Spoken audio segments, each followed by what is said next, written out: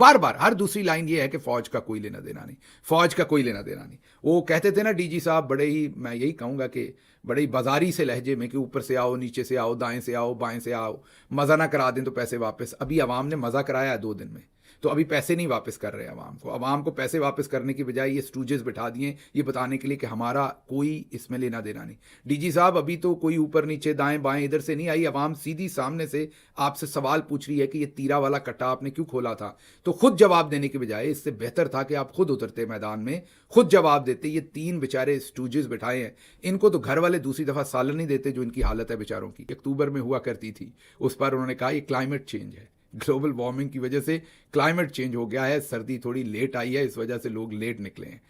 लोग बर्फबारी के बिल्कुल दरमियान में निकले हैं। जितनी भी लेट हुई इतनी तो सबको अकल होती है कि बर्फबारी से पहले निकलनी है। एन बर्फबारी से पहले आपने 25 जनवरी की लोगों को डेडलाइन दी, और जब वो डेडलाइन दी तो लोगों को बेचारों को निकलना पड़ा उससे 2 दिन पहले, और वो बर्फ में फंस गए। और जब वहां से मनाजर आए, लोगों ने देखा कि किस तरीके से टूटी हुई चप्पल पहने हुए लोग अपने पाँव के ऊपर पॉलिथीन बैग पहने हुए उस सर्दी का मुकाबला कर रहे हैं। बच्चे ठिठर रहे हैं, और वहां पर बच्चे ठिठर ठिठर कर मर गए, उनके जिस्म नीले हो गए। जब ये सारी फुटेज आई और लोगों ने लान तान की, तो तब आपको समझ आई कि ये काम तो उल्टा पड़ गया। हमने तो सुहेल अफरीदी और खैबर पख्तूनख्वा की हुकूमत को बदनाम करना था, ये तो हम बदनाम हो रहे हैं। तो अब आपने ये स्टूजेस उतारे हैं आपको किसी भी तरह से इसमें से विंडिकेट करने के लिए, किसी भी तरह से क्लीन चिट देने के लिए। कह रहे हैं हाँ हम कर रहे हैं ऑपरेशन, लेकिन अब कह रहे हैं कि हम ऑपरेशन नहीं कर रहे। अब आपको मसला असल में बताते हैं कि है क्या। आज प्रेस कॉन्फ्रेंस में मुंह से सच निकल गया। एक तो ये पढ़े लिखे नहीं, और पीछे इनके जो हैंडलर हैं वो भी इतने पढ़े लिखे नहीं होते, इसलिए इनसे ऐसी गलतियां होती हैं, और अल्लाह की ज़ात इनसे गलती करवाती भी है। ये ज़रा ख्वाजा आसिफ के मुंह से सच सुनिए, असल मुद्दा है क्या, असल इसमें इंटरेस्ट क्या था तीरा के लोग आज ये सब कुछ सफ़र क्यों कर रहे हैं। ये ज़रा मुद्दा सुनिए और फिर आपको एक्सप्लेन करता हूँ। पाकिस्तान में बहुत जगह हेम्प की काश्त होती है, लेकिन किसी एक जगह पे 12,000 एकड़ पे कटी जो है काश्त नहीं होती।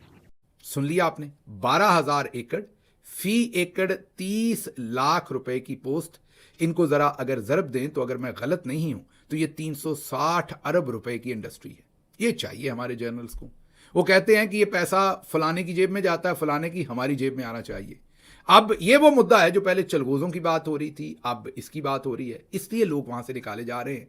और यही बाद में लोगों का एतराज़ होगा कि जो पोस्ट हम काश करते हैं वो अब इनके कंट्रोल में चली गई है। तो ये है असल मुद्दा जो आज कटा खुला है कि हमारे जो टॉप के जर्नल्स हैं उन्हें इंटरेस्ट इस पोस्ट में है। ये 360 अरब में है, जिसकी वजह से ये सारा कट्टा खोला गया। और अब जब मनाजर आए हैं सामने तो इनसे अब बर्दाश्त नहीं हो रहा, क्योंकि फीडबैक जो पब्लिक की है वो इतनी सख्त है, लोगों का रिस्पांस इसके ऊपर इतना सख्त है कि अब इनको समझ नहीं आ रही कि इस सारी जो इन्होंने एक मैं कहूँगा कि हैवानियत बर्पा की है, इसको फेस कैसे करें।